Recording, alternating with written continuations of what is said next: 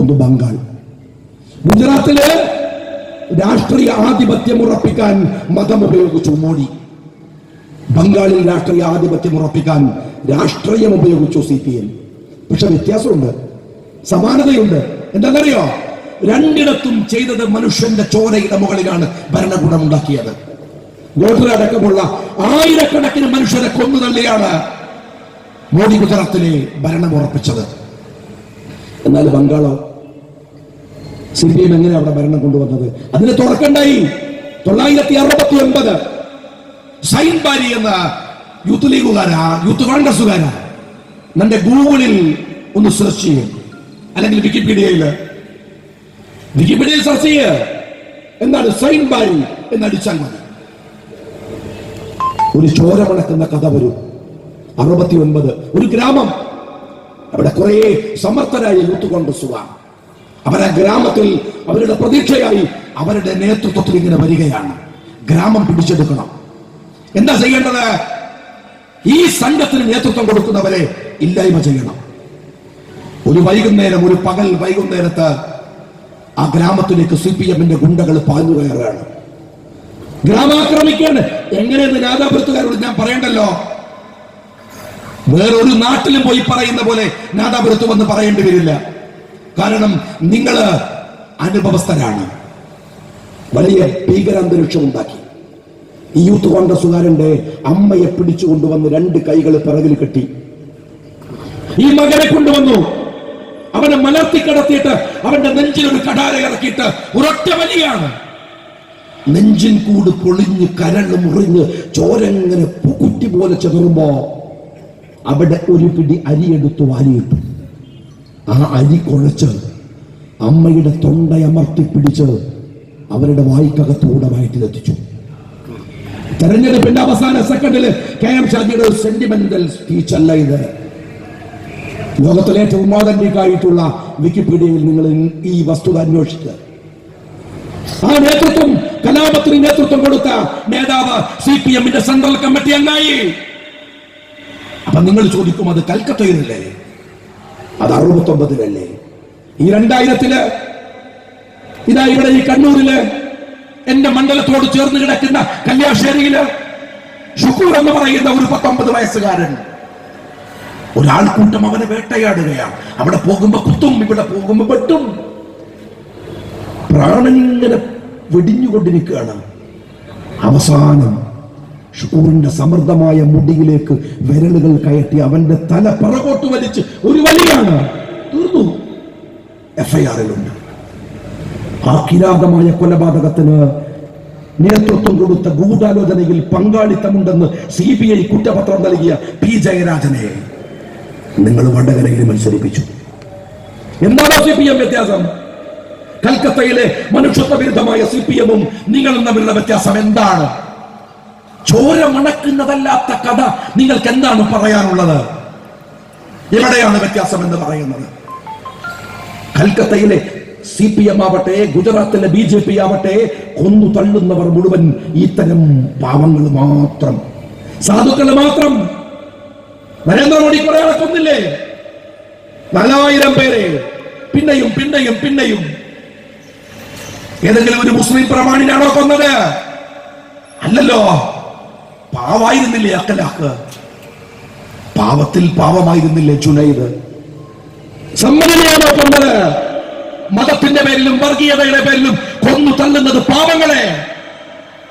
35 കൊല്ലം നിങ്ങൾ ഭരിച്ച ബംഗാളിൽ കൊന്നു തള്ളിയതും പാവങ്ങളെ. കേരളത്തിന്റെ തെരുവിൽ നിങ്ങൾ കൊന്നു തള്ളുന്നതും പാവങ്ങളെ. അസ്ലമിന്റെ രക്തസാക്ഷിത്വത്തിന്റെ മണ്ണിൽ നിന്നാണ് ഞാൻ സംസാരിക്കുന്നത്. അസ്ലമിന്റെ കുടുംബത്തെ നിങ്ങൾക്കറിയില്ലേ? നിങ്ങൾക്ക് ഷുഐബിനെ അറിയില്ലേ? പാവം ഷുഐബ്. എനിക്കറിയാമായിരുന്നു ആ കുട്ടിയെ. മട്ടന്നൂരിൽ പോകുമ്പോഴൊക്കെ അവിടെയും ഇവിടെയുമായി ഷുഐബ് ഉണ്ടാകും.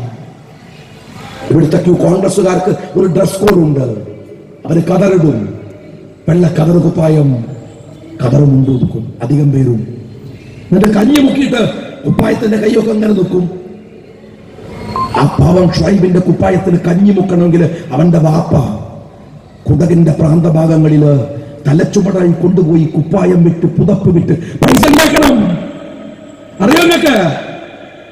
നാദാപുരത്ത് പ്രസംഗിക്കാൻ വരുമ്പോ ഇന്നലെ പ്രസംഗിച്ച പിണറായി വിജയന്റെ വായിക്കകത്ത് മുഴുവൻ മുതലാളിത്തം, കുത്തക അല്ലേ? എന്ത് കുത്തക, എന്ത് മുതലാളിത്തം?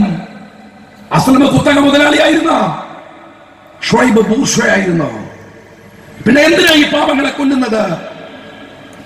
വാപ്പയില്ലാത്ത മകനല്ലേ ഷുക്കൂർ? ആത്തിക്ക ഉമ്മ പോറ്റി വളർത്തിയതല്ലേ? 19 വയസ്സുള്ള ആ കുട്ടി ട്യൂഷനെടുത്ത് കിട്ടുന്ന പൈസ ആത്തിക്ക ഉമ്മയുടെ കയ്യിൽ കൊടുക്കുമായിരുന്നു. നക്കാപ്പിച്ച ആ പണം ആ ഉമ്മക്ക് നിധി പോലെയായിരുന്നു. എന്തിനാണ് നിങ്ങൾ ഷുക്കൂറിനെ കൊന്നത്? നിങ്ങൾ എന്തിനാണ് ഫസലിനെ, പത്രം വിറ്റ് ജീവിക്കുന്ന ഫസലിനെ കൊന്നത്? നിങ്ങൾ എന്തിനാ ടി.പി. ചന്ദ്രശേഖരനെ കൊന്നത്? പറയണോ? എന്തിനാണ്? അവർ കുത്തക മുതലാളിമാരാണോ? അവർ നാട്ടിന്റെ ശത്രുക്കളാണോ? കൃപേഷും ശരത്ലാലും പാവല്യ കൃപേഷും. നാദാപുരത്തുകാർക്ക് സങ്കല്പിക്കാനാവില്ല സ്നേഹമുള്ളവരെ.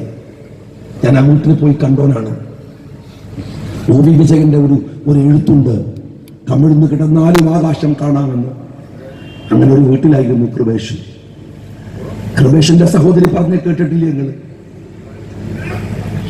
എന്നെ ചേർത്ത് പിടിച്ചാണ് അവൻ കിടക്കുക. ഞാൻ പറയും, സ്ഥലമില്ലല്ലോ ഇവിടെ, കട്ടിലിൽ ചെറിയ കട്ടിലൊന്നും പറയാനാവില്ല, പോയി കാണണം നിങ്ങള്. മരം കൊണ്ട് കെട്ടിയുണ്ടാക്കിയ, കയറ് കൊണ്ട് വരിഞ്ഞു മുറുക്കിയ ഒരു കട്ടില്. നമുക്കിതിൽ കിടക്കാൻ കഴിയുമോ എന്ന് പറഞ്ഞാലും അവന് താഴെ കിടന്നാലും അവന്റെ ഒരു കൈ എന്റെ മേത്തുണ്ടാവും. ഒന്നും തള്ളണ്ട. നന്നായി ഊതിയാൽ മറിഞ്ഞു കൂടുന്ന ഒരു വാതിലിന്റെ മറവിലാണ് 2 പ്രായപൂർത്തിയായ പെങ്ങളെയും കൊണ്ട് അവൻ കഴിഞ്ഞിരുന്നത്. അവള് പറഞ്ഞു, രാത്രി 12 മണി വരെ എനിക്ക് പാഠം പറഞ്ഞു തന്നു. ഉറക്ക് വന്നപ്പോ അവൻ കടന്നു. എന്നിട്ട് പറഞ്ഞു, രാവിലെ എഴുന്നേക്കാൻ നമുക്ക്. 5 മണിക്ക് അവൻ എഴുന്നേറ്റു. ബാക്കിയുള്ള പാഠങ്ങളും പറഞ്ഞു തന്നു. എന്നിട്ട് പറഞ്ഞു, ക്ഷേത്രത്തിലേക്ക് പോവാണ്. വൈകുന്നേരമാണ് ഞാൻ ക്ഷേത്രത്തിന്റെ തിരക്കിനിടയിൽ എൻ്റെ ഏട്ടന്റെ മുഖം ഒന്ന് കണ്ടത്. ആ കുട്ടിയുടെ സ്വപ്നങ്ങൾ എന്തൊക്കെയായിരുന്നോ? ഷുഐബിന്റെ വാപ്പക്കായ ആ ഒറ്റ മോനാണ്. ഞാൻ മിനഞ്ഞാന്ന് വനിതകളുടെ സംഗമത്തിൽ മട്ടന്നൂരിൽ പ്രസംഗിക്കുമ്പോ ഷുഐബിന്റെ കഥ പറയുമ്പോ ബാക്കിൽ നിന്നൊരു തേങ്ങൽ കേട്ട് തിരിഞ്ഞു നോക്കി. ഷുഐബിന്റെ പെങ്ങളുണ്ടായിരുന്നു അവിടെ. ഞാൻ അറിയുമായിരുന്നില്ല. എത്ര പേരുടെ കണ്ണുനീരാണോ? എന്തിനാണിത്? എന്തിനു വേണ്ടിയാണിത്? ഈ വൃത്തികെട്ട രാഷ്ട്രീയത്തെ നിങ്ങൾ എന്തിനാണ് കൊണ്ടു നടക്കുന്നത്? 3 നക്സലേറ്റുകളെയാണ് നിങ്ങൾ കൊന്നത്. 3 പേരെ. ആര്? കമ്മ്യൂണിസ്റ്റുകാരനും മാർക്സിസ്റ്റുകാരനുമായ സഖാവ് പിണറായി വിജയൻ. നക്സലേറ്റുകളോട് ഞങ്ങൾക്ക് വിയോജിപ്പുണ്ട്. പൊട്ടന്മാരാണ് അവര്. ഈ 2019 ഇങ്ങനെ വെറുതെ കാട്ടിലൊരു പൊട്ടാത്ത തോക്കുമായിട്ട് നടക്കൈറ്റുകൾ. ഇത് രാജ്യത്ത് വിപ്ലവം ഉണ്ടാക്കാനേ വല്ല കാര്യമുണ്ട്? സാധുക്കളാണ്. പക്ഷേ അവരോട് ഞങ്ങൾക്ക് വിയോജിപ്പുണ്ട്. പക്ഷെ അവരെ കൊല്ലാൻ പാടില്ല. VS അച്യുതാനന്ദനെ കാട്ടിൽ നിന്ന് പിടിച്ചുകൊണ്ടുവന്നത് ബ്രിട്ടീഷ് ഗവൺമെന്റ് ആണ്. കൊന്നോ? ജയിലടച്ചു. ബ്രിട്ടീഷുകാരന്റെ ജനാധിപത്യ ബോധം പോലും നിങ്ങൾ കാണിച്ചില്ല. CPM-കാരാ. എന്ത് അന്യായമാണിത്? 3 പേരെ വെടിവെച്ച് കൊന്നത് എന്തിനാന്ന് ചോദിച്ചപ്പോ പിണറായിന്റെ മറുപടി രസം. എന്താ പറഞ്ഞറിയോ? മനുഷ്യന്റെ സ്വൈര ജീവിതത്തിന് തടസ്സം നിൽക്കുന്നു. ഓഹോ, മനുഷ്യന്റെ സ്വൈര ജീവിതത്തിന് തടസ്സം നിൽക്കുന്നവരൊക്കെ വെടിവെച്ച് കൊല്ലലാണെങ്കിൽ പിന്നെ P. ജയരാജൻ എന്തിനാണോ വടകരയിൽ സ്ഥാനാർത്ഥിയാക്കിയത്? അതൊന്ന് പറഞ്ഞേ. അതൊന്ന് പറഞ്ഞേ. മനുഷ്യന്റെ സ്വൈര ജീവിതത്തിന് തടസ്സം നിൽക്കുന്നവരെയൊക്കെ കൊന്നാല് കേരളത്തിൽ BJP-യിലും CPM-ലും എത്ര നേതാക്കന്മാർ ബാക്കി ഉണ്ടാവുമോ? നിങ്ങളൊന്ന് പറഞ്ഞേ. എന്തു ന്യായമാണ് നിങ്ങൾ ഈ കലാപ രാഷ്ട്രീയത്തിന്റെ പേരിൽ ജനങ്ങളുടെ മുമ്പിൽ പറയണത്? എന്നിട്ട് ഒളുപ്പും മര്യാദയില്ലാതെ പറയാണ് നവോത്ഥാനം. സഖാവ് പിണറായി വിജയന് മൂപ്പരാണ് ഇപ്പം പുതിയ നമ്മളുടെ നവോത്ഥാന നായകൻ. മൂപ്പരക്കാണ് നല്ലത് വീരപ്പനെ നവോത്ഥാന നായകനാക്കുന്നതാണ്, അതല്ലെങ്കിൽ റിപ്പർ ചന്ദ്രനെ ഇല്ലേ? നിങ്ങൾ എന്തു നവോത്ഥാന നായകൻ? ഞാൻ ചോദിക്കട്ടെ, എന്താണ് സഖാവെ നവോത്ഥാനം നിനക്കറിയോ? ഏറ്റവും വലിയ നവോത്ഥാനം സർഗാത്മകത, ജീവിതാണ്. ജീവിക്കാൻ സമ്മതിക്കലാണ്. ജീവിക്കുന്നവനാ ശബരിമല, ജീവിക്കുന്നവനാ പള്ളി, ജീവിക്കുന്നവനാ ചർച്ച്, ജീവിക്കുന്നവനേ മല കയറുള്ളൂ, ജീവിക്കുന്നവർക്കേ പള്ളിപ്രവേശവും സ്ത്രീ പ്രവേശമുള്ളൂ. കൊന്ന പ്രശ്നമില്ലല്ലോ. ജീവിക്കാൻ സമ്മതിക്കും. എന്നിട്ട് പാർട്ടി പറയാ ഞങ്ങൾ 2000 വീടുണ്ടാക്കും. ഉള്ള വീട്ടിൽ കടന്നുറങ്ങാൻ സമ്മതിച്ചാൽ മതി, പുതിയൊന്നും ഉണ്ടാക്കി തരണ്ട. ഞങ്ങളെ വീട്ടില് സ്വൈര്യായിട്ട് നിങ്ങൾ പറ, നിങ്ങളുടെ മുഖം എന്താണ്? ഇവിടെ വന്നിട്ട് പ്രസംഗിക്കണില്ലേ? ഇന്നലെ സഖാവ് പി ജയരാജൻ പറഞ്ഞല്ലോ, കമ്മ്യൂണിസത്തിന് സൂഫിസവുമായി ഭയങ്കര ബന്ധമുണ്ട്. വമ്പിച്ച കണ്ടുപിടുത്താണ് സൂഫിസൈ. നിങ്ങൾ ചിരിപ്പിച്ച ആളെ കൊല്ലരുത്. എന്താണ് സഖാവ് പി ജയരാജൻ സൂഫിസം എന്ന് നിങ്ങൾക്കറിയോ?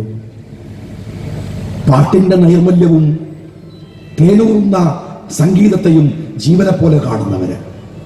സൂഫിസം എന്ന് പറയുന്നത് കാറ്റിന് നൈർമല്യം ഉണ്ടാവണം, കടലിന് ശാന്തതയുണ്ടാവണം, കാറ്റിന് സുഗന്ധമുണ്ടാവണം എന്നിങ്ങനെ പറഞ്ഞിട്ട് സൂഫിസം പറയുന്നുണ്ട്. ഇതിന് കാറ്റിന് സുഗന്ധം വേണമെങ്കിൽ എന്താണ്, കടലിന് ശാന്തത വേണമെങ്കിൽ, പൂവിന് നറുമണം ഉണ്ടാവണമെങ്കിൽ മനുഷ്യന് സ്നേഹം വേണമെന്നാണ്. സ്നേഹത്തെ കുറിച്ച് അറിയോ പി ജയരാജന്? കാരുണ്യത്തെ കുറിച്ച് അറിയോ പി ജയരാജന്? എന്ത് സൂഫിസം? മനുഷ്യനെ പച്ചക്ക് കൊല്ലുന്ന, അവന്റെ ചോരയിൽ കിടന്ന് അർമാദിക്കുന്ന നിങ്ങളുടെ വൃത്തികെട്ട രാഷ്ട്രീയത്തിന് വാർദ്ധക്യത്തിന്റെയും വാർദ്ധക്യം എന്ന് ബാധിച്ച ഒരു പാവം മനുഷ്യനെ അറുക്കാൻ അങ്ങനെ ആവില്ല. അത്രമേൽ ചുളിവ് വന്ന ശരീരത്തില് മൃഗത്തെ അറുക്കുന്ന പോലെ അറുത്തു തള്ളിയ നാദാപുരത്താണ് ഞാൻ സംസാരിക്കുന്നത്. ഇവിടെ വന്നിട്ട് ഞാൻ വേറെ എവിടെയും പ്രസംഗിക്കുന്ന പോലെ നിങ്ങളുടെ രാഷ്ട്രീയ കാപാലികത്വത്തെ കുറിച്ച് പറയേണ്ട കാര്യമുണ്ട് എന്ന് ഞാൻ വിചാരിക്കുന്നില്ല. ഞാൻ നിങ്ങളോട് പറയുന്ന ഒരു കാര്യമുണ്ട്. എന്തിനാണ് നിങ്ങൾ ഈ കള്ളത്തരം പറയുന്നത്?